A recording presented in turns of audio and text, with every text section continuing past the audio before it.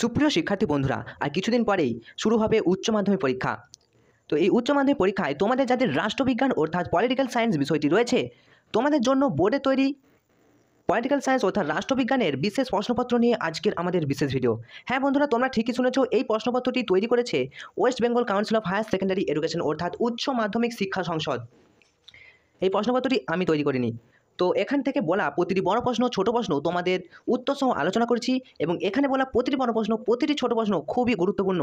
তো এখান থেকে তোমরা কতগুলো পারছো অবশ্যই কমেন্ট করে জানাও। আর যেহেতু উত্তর সহ আলোচনা করছি, তাই ভিডিওটা প্রথম থেকে শেষ পর্যন্ত দেখবে এবং ভালোভাবে প্র্যাকটিস করবে, কারণ এখানে বলা প্রশ্নগুলি খুবই গুরুত্বপূর্ণ। এর আগের বছরেও আমাদের সাজেশন থেকে 100% গ্যারেন্টি কমন এসেছিল, ভিডিও আছে প্লে লিস্টে চেক করে তোমরা দেখে নিতে পারবে আগের বছরের ভিডিওগুলো। তো চলো শুরু করা যাক। প্রথমে দেখো অনস্ক্রিন তোমরা দেখতে পাচ্ছ পার্ট বি মার্কস নাম্বার 40, অর্থাৎ তোমাদের বড় প্রশ্ন ছোট প্রশ্ন সব আলোচনা করছি। প্রথমে তোমাদের ছোট প্রশ্নগুলো নিয়ে আলোচনা করছি। এই ছোট প্রশ্ন তোমাদের আসে 40 নাম্বারের, টোটাল 40 নাম্বার তোমরা যদি হাতের মুঠোয় আনতে পারো, প্লাস প্রজেক্টে তোমরা প্রত্যেকেই 20, তাহলে 40 + 20 = 60, তোমাদের হাতের মুঠোয় থাকছে 60 নম্বর। অর্থাৎ এখানে পলিটিক্যাল সায়েন্সে 90-95 নাম্বার তোলা কোনো ব্যাপার নয়, যদি একটু ভালোভাবে প্র্যাকটিস করো। তোমাদের আজকের প্রথম প্রশ্ন দেখো, তাসকন্দ চুক্তির মাধ্যমে অবসান হয় কোন যুদ্ধের? দেখো এখানে অপশন থাকছে 24টা, টোটাল এমসিকিউ থাকছে। এই 24টার মধ্যে কতগুলো তোমরা জানতে বা কতগুলো পারবে বলে মনে হচ্ছে সেটা কমেন্টে জানাবে। দেখো তাসকন্দ চুক্তির মাধ্যমে অবসান হয়, উত্তর হয়ে যাবে বোর্ডের দেওয়া প্রশ্ন। উত্তর দেখো, বোর্ডের দেওয়া উত্তর হলো বি, অর্থাৎ অপশন বি, ভারত পাক যুদ্ধের। অর্থাৎ তাসকন্দ চুক্তির মাধ্যমে অবসান হয় ভারত পাকিস্তান যুদ্ধের। নেক্সট প্রশ্ন, সার্কের সদস্য রাষ্ট্রগুলির মধ্যে সর্ববৃহৎ রাষ্ট্র কোনটি? সার্কের সদস্য রাষ্ট্রের মধ্যে সর্ববৃহৎ রাষ্ট্র হলো এ, অর্থাৎ ভারত সবথেকে বড় সার্কের মধ্যে। সার্কের যে সদস্য রাষ্ট্র ছিল তাদের মধ্যে সবথেকে বড়। 3 নম্বর প্রশ্নে চলে আসছি, সোভিয়েত ইউনিয়নের উপর সামরিক প্রাধান্য প্রতিষ্ঠা করতে রোগান সরকার এক নতুন যুদ্ধের পরিকল্পনা করেন, যার নাম কি? উত্তর হয়ে যাবে 3 এ, অর্থাৎ নক্ষত্র যুদ্ধ। নেক্সট প্রশ্ন, ভারত কমনওয়েলথ অফ নেশনসের সদস্য নয়, প্রধান সদস্য নাকি স্রষ্টা? কোনটা হবে? উত্তর দেখো বি, অর্থাৎ বোর্ডের প্রশ্ন উত্তর বলা হয়েছে বি, অর্থাৎ ভারত কমনওয়েলথ অফ নেশনসেরও সদস্য ছিল। নেক্সট প্রশ্নে চলে আসি, অর্থনৈতিক এবং সামাজিক পরিষদের অধীনে কয়টি বিশেষজ্ঞ সংস্থা আছে? খুবই গুরুত্বপূর্ণ একটা প্রশ্ন। 5 দাগের প্রশ্ন দেখো, উত্তর হবে এ, অর্থাৎ 14টি। অর্থনৈতিক সামাজিক পরিষদের অধীনে 14টি বিশেষজ্ঞ সংস্থা আছে। নেক্সট প্রশ্নে চলে আসছি, ভারতীয় সংবিধানে কত নম্বর ধারায় শাসনতান্ত্রিক প্রতিকার লাভের অধিকার রয়েছে? উত্তর হবে ডি, অর্থাৎ দেখো ভারতীয় সংবিধানের 32 নম্বর ধারায় শাসনতান্ত্রিক প্রতিকার লাভের অধিকার কিন্তু করা হয়েছে। নেক্সট প্রশ্ন দেখো, রাষ্ট্রপতি অনুপস্থিতিতে তার হয়ে কে কাজ করেন? খুবই গুরুত্বপূর্ণ একটা প্রশ্ন। 7 নম্বর প্রশ্ন, রাষ্ট্রপতি অনুপস্থিতিতে তার হয়ে উপরাষ্ট্রপতি কাজ করে। খুবই গুরুত্বপূর্ণ, ভালোভাবে কিন্তু মনে রাখবে। যদি রাষ্ট্রপতি কোনো কারণে অনুপস্থিত থাকে তাহলে উপরাষ্ট্রপতি সেই দায়িত্বটা পালন করে। নেক্সট প্রশ্ন চলে আসি, ভারতীয় সংবিধানের যে কোনো ধারায় কার্যনির্বাহী প্রধান বিচারপতি নিয়োগের কথা বলা হয়েছে, কোন ধারায়? 8 দাগের প্রশ্নের উত্তর দেখো সি হবে, অর্থাৎ 126 নম্বর ধারায়। ভারতীয় সংবিধানের 126 নম্বর ধারায় কার্যনির্বাহী প্রধান বিচারপতি নিয়োগের কথা বলা হয়েছে। নেক্সট প্রশ্নে চলে আসছি, ভারতীয় সংসদে 0 আওয়ার এর সময়কাল কখন? খুবই গুরুত্বপূর্ণ প্রশ্ন, সব থেকে গুরুত্বপূর্ণ। তাও ভারতীয় সংসদের 0 আওয়ারের সময়কাল হলো দুপুর 12টা থেকে 1টা। এই দুপুর 12টা থেকে 1টা এই সময়টায় সংসদে যে সমস্ত গুরুত্বপূর্ণ বিলগুলি বা গুরুত্বপূর্ণ আলোচনা করা হয়। 0 আওয়ার এর সময়কাল, ওকে, 12টা থেকে 1টা। নেক্সট প্রশ্নে চলে আসছি, পশ্চিমবঙ্গ পৌরসভা 3টি কর্তৃপক্ষ হলো, পশ্চিমবঙ্গ পৌরসভার 3টি কর্তৃপক্ষ কি কি? দেখো 4টে অপশনের মধ্যে কোনটা উত্তর হবে? 10 দাগের উত্তর হবে সি, অর্থাৎ পৌরসভা, স্বপরিষদ চেয়ারম্যান এবং চেয়ারম্যান। পশ্চিমবঙ্গ পৌরসভার 3টি কর্তৃপক্ষ। তারপরে প্রশ্ন 11 নম্বর প্রশ্ন, সুপ্রিম কোর্টের এলাকা। দেখো সুপ্রিম কোর্টে কটা এলাকা আছে? তো আমরা জানি যে সুপ্রিম কোর্টে তোমরা যদি বই পড়ো তাহলে দেখতে পাবে XI, অর্থাৎ উত্তর দেখো ডি, অর্থাৎ সুপ্রিম কোর্টে কিন্তু 3টি এলাকা আছে, মূল এলাকা, আপিল এলাকা এবং পরামর্শদান এলাকা। খুবই গুরুত্বপূর্ণ, ভালোভাবে মনে রাখবে, সুপ্রিম কোর্টে 3টি এলাকা। তারপরে দেখো 74তম সংবিধান সংশোধন আইন প্রণীত হয়েছিল কত সালে? 74তম সংবিধান সংশোধনী আইন প্রণীত হয়েছিল সি, অর্থাৎ 1992 সালে 74তম সংবিধান সংশোধনী আইন প্রণীত হয়েছিল। নেক্সট পয়েন্টে চলে আসছি, সুপ্রিম কোর্টের বিচারপতিদের পদচ্যুত করতে পারেন কে? উত্তর হয়ে যাবে, সুপ্রিম কোর্টের বিচারপতিদের পদচ্যুত করতে পারেন একমাত্র রাষ্ট্রপতি। সুপ্রিম কোর্টেরও বিচারপতিদের, অর্থাৎ রাষ্ট্রপতি হচ্ছে সবার উপরে রয়েছে রাষ্ট্রপতি, তাই সুপ্রিম কোর্টের বিচারপতিদেরও পদচ্যুত করতে পারছেন রাষ্ট্রপতি।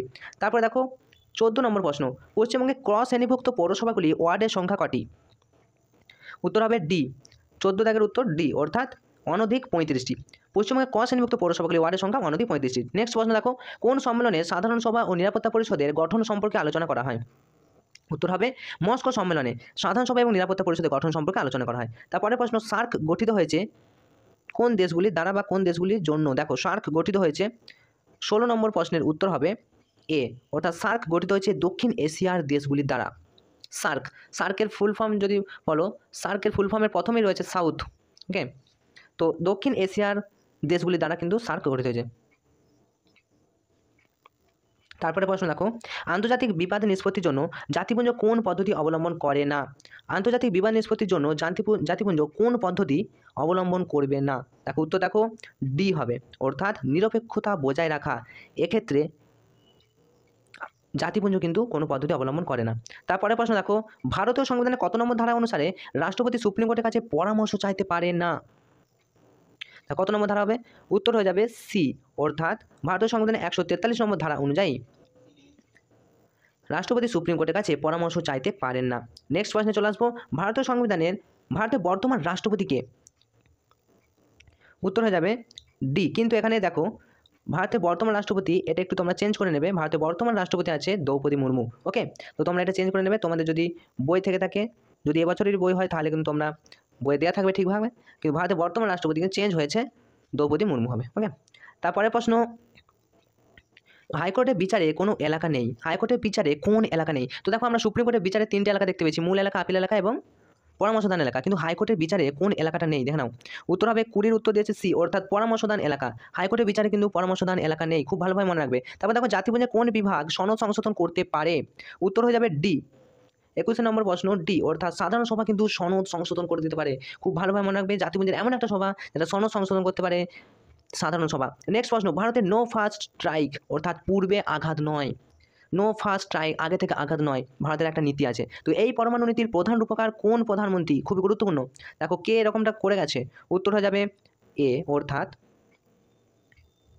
উত্তর হবে, অর্থাৎ অটল বিহারী বাজপেয়ী নো ফার্স্ট স্ট্রাইকের পরমাণু নীতির প্রধান রূপকার।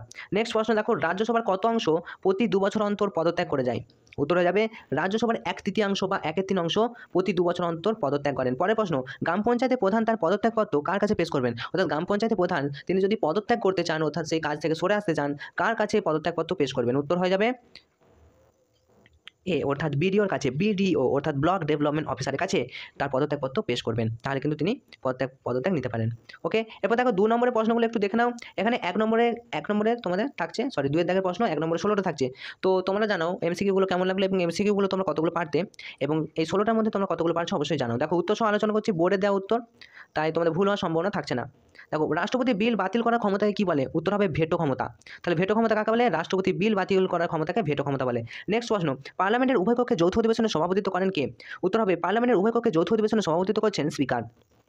নেক্সট প্রশ্ন, স্বাধীন ভারতের প্রথম রাষ্ট্রপতি কে? প্রথম রাষ্ট্রপতি ছিল, উত্তর হবে ডক্টর রাজেন্দ্র প্রসাদ, স্বাধীন ভারতের প্রথম রাষ্ট্রপতি। নেক্সট প্রশ্ন দেখো, ঠান্ডা যুদ্ধের সময়কাল কত বছর পরিব্যাপ্ত ছিল? উত্তর হয়ে যাবে ঠান্ডা যুদ্ধ হয়েছিল 1945 থেকে 1991। খুব ভালোভাবে মনে রাখবে, 1945 থেকে 1991 পর্যন্ত ঠান্ডা যুদ্ধ চলেছিল। ঠিক আছে, নেক্সট প্রশ্নে চলে আসছি, ইয়াল্টা সম্মেলন কবে অনুষ্ঠিত হয়? গুরুত্বপূর্ণ, এটা গুরুত্বপূর্ণ, প্রত্যেকটা প্রশ্ন গুরুত্বপূর্ণ। ইয়াল্টা সম্মেলন হয়েছিল 1945 খ্রিস্টাব্দে। নেক্সট প্রশ্ন দেখো, মিউনিক চুক্তি কবে কাদের মধ্যে স্বাক্ষরিত হচ্ছে? দেখো মিউনিক চুক্তি স্বাক্ষরিত হচ্ছে অথবা 1938 খ্রিস্টাব্দে গ্রেট ব্রিটেন, জার্মানি, ফ্রান্স এবং ইটালির মধ্যে মিউনিক চুক্তি স্বাক্ষরিত হয়। তারপরে প্রশ্ন দেখো, কুদেত্তা কি? কুদেত্তা কি? উত্তর হবে কুদেত্তা হলো আকস্মিকভাবে বলপূর্বক সরকারের পরিবর্তন। স্টালিন চেকোস্লোভাকিয়ায় মিত্র সরকার প্রতিষ্ঠার জন্যই কুদেত্তা এর পথ গ্রহণ করেছিল। নেক্সট প্রশ্ন চলে আসছি, কূটনীতি কি? দেখো কূটনীতি কি?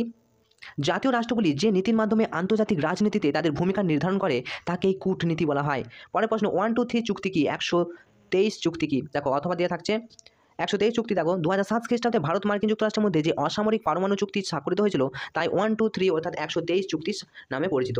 তারপরে প্রশ্ন, নির্জোট আন্দোলনকে কে ওয়ার্কশপ অফ পেস বলেছেন?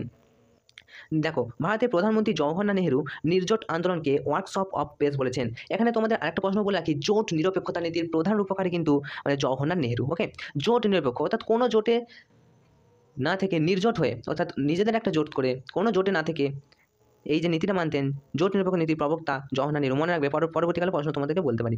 তারপরে প্রশ্ন দেখো, কোন দেশের অনুকরণে নেহেরু পঞ্চশীল নীতি উদ্ভাবন করেছিলেন? খুবই গুরুত্বপূর্ণ, ইন্দোনেশিয়ার পঞ্চশিলা অনুকরণে ভারতের প্রধানমন্ত্রী জওহরলাল নেহেরু 1954 সালে পঞ্চশীল নীতি উদ্ভাবন করেছিলেন। এই পঞ্চশীল নীতি থেকেও বারবার প্রশ্ন কিন্তু আসে।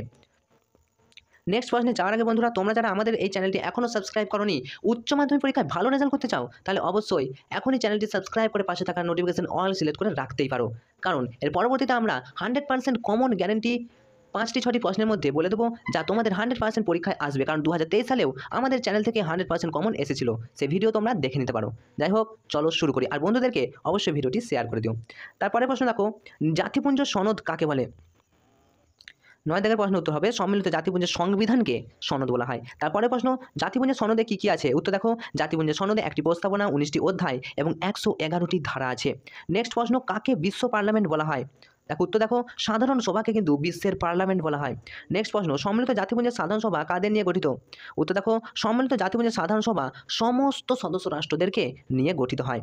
পরের প্রশ্ন, সম্মিলিত জাতিপুঞ্জের সনদ সংশোধনের ক্ষেত্রে নিরাপত্তা পরিষদের সুপারিশ বলতে কি বোঝো? সুপারিশ বলতে কি বোঝানো হয়েছে? দেখো, জাতিপুঞ্জের সনদ সংশোধন, তো উত্তর হবে, তোরা দেখে নাও 12 নম্বর প্রশ্ন, নিরাপত্তা পরিষদের সুপারিশ বলতে পরিষদের 5টি স্থায়ী সদস্য সহ মোট সদস্য রাষ্ট্রের অন্তত 9টি সম্মতি বজায় থাকবে, অর্থাৎ 9টি সম্মতি থাকবে, এটাই বোঝায়। তারপর দেখো, ওছি ব্যবস্থা কি? খুবই গুরুত্বপূর্ণ এই প্রশ্নটা। দেখো, ওছি ব্যবস্থা স্বাধীনতা লাভের উপযুক্ত বলে বিবেচিত হলে সম্মিলিত জাতিপুঞ্জ ওই সব অঞ্চলে স্বাধীনতা প্রদানের যে ব্যবস্থা করে তাকে বলা হয় ওছি ব্যবস্থা। নেক্সট প্রশ্ন, কতদিন অন্তর পঞ্চায়েত সমিতির সভা আহ্বান করা হয়? খুবই গুরুত্বপূর্ণ, তোমাদের কাছাকাছি পঞ্চায়েত সমিতি রয়েছে, তো এই পঞ্চায়েত সমিতির সভাটা কতদিন অন্তর আহ্বান করা হয়? দেখে নাও, 3 মাস ছাড়া ছাড়া পঞ্চায়েত সমিতির সভা আহ্বান করা হয়। পরের প্রশ্ন, নিরাপত্তা পরিষদের প্রধান কর্মকর্তা কে? উত্তর হবে, নিরাপত্তা পরিষদের প্রধান কর্মকর্তা হলো সভাধিপতি। পরের প্রশ্ন, ভিডিও এর একটি কাজ লেখো। ভিডিও, তো তোমাদের কাছাকাছি ভিডিও বা এসডিও থাকে, তো ভিডিও ব্লক ডেভেলপমেন্ট অফিসার, এর কাজ হলো ব্লকের অন্তর্গত বিভিন্ন গ্রাম পঞ্চায়েতের উন্নয়নমূলক পরিকল্পনা এবং প্রকল্পের মধ্যে সমন্বয় সাধন করা। ওকে, নেক্সট প্রশ্নে চলে আসছি, পশ্চিমবঙ্গের একমাত্র মহকুমা পরিষদটির নাম কি? দেখো, পশ্চিমবঙ্গের একমাত্র মহকুমা পরিষদ রয়েছে, যেটা হলো শিলিগুড়ি মহকুমা পরিষদ। ওকে, নেক্সট প্রশ্ন, বিচারক প্রণীত আইন বলতে কি বোঝো? খুবই গুরুত্বপূর্ণ এই প্রশ্নটা, স্টার মার্ক করবে। দেখো, উত্তর হবে, প্রচলিত আইনের সাহায্যে বিচার কার্য সম্ভব না হলে উপলব্ধি করে বিচারকরা অনেক সময় নিজস্ব বিচার বুদ্ধি, নিজেদের বিবেচনাকে কাজে লাগিয়ে বিচার করে থাকেন, একেই বলা হয় বিচারক প্রণীত আইন। আশা করি বুঝতে পেরেছো। নেক্সট প্রশ্ন, MISA এর পুরো কথাটি কি? উত্তর হবে, maintenance of internal security act. Next প্রশ্ন, PIL এর পুরো কথাটি কি? অথবা দিয়ে দেখো, public interest litigation. Okay, next প্রশ্নে চলে আসবো। ওকে, এগুলোই ছিল তোমাদের 16টা প্রশ্ন। তো এই 16টা প্রশ্নের মধ্যে তোমরা কতগুলো জানতে বা তোমাদের কোনগুলো ভালো লেগেছে অবশ্যই কমেন্ট করে জানিও। যেহেতু বোর্ডের উদ্দেশ্য আলোচনা করছি, তাই তোমাদের সমস্যা হওয়ার কথা নয়। এরপর দেখো, তোমাদের বড় প্রশ্নগুলো নিয়ে আলোচনা করছি।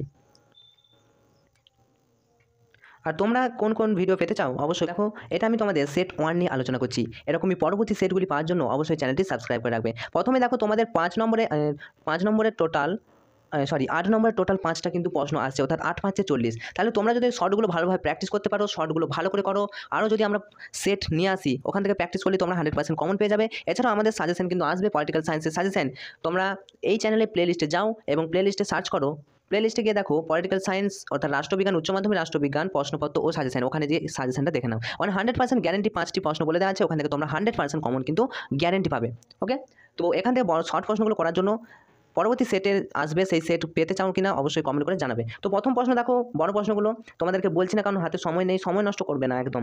তো এখানে তোমরা স্ক্রিনশট নিয়ে নিতে পারো। দেখো, তোমরা স্ক্রিনশট একটু নিয়ে নাও, পার্ট এ। এখানে প্রশ্নগুলো তোমরা ভালোভাবে প্র্যাকটিস করে যাবে। এছাড়াও আমরা তো সাজেশন দিয়ে দিয়েছি, তো সেখান থেকে তোমরা প্র্যাকটিস করো। আশা করি আজকের ভিডিওটা তোমাদের অনেকটা হেল্পফুল হবে। উচ্চ মাধ্যমিক পরীক্ষায় 90% নাম্বার পাওয়া কোনো ব্যাপার নয়। তো ভালোভাবে প্র্যাকটিস করে যাও। তোমাদের সাথে রয়েছি। Enjoy exam, all the best.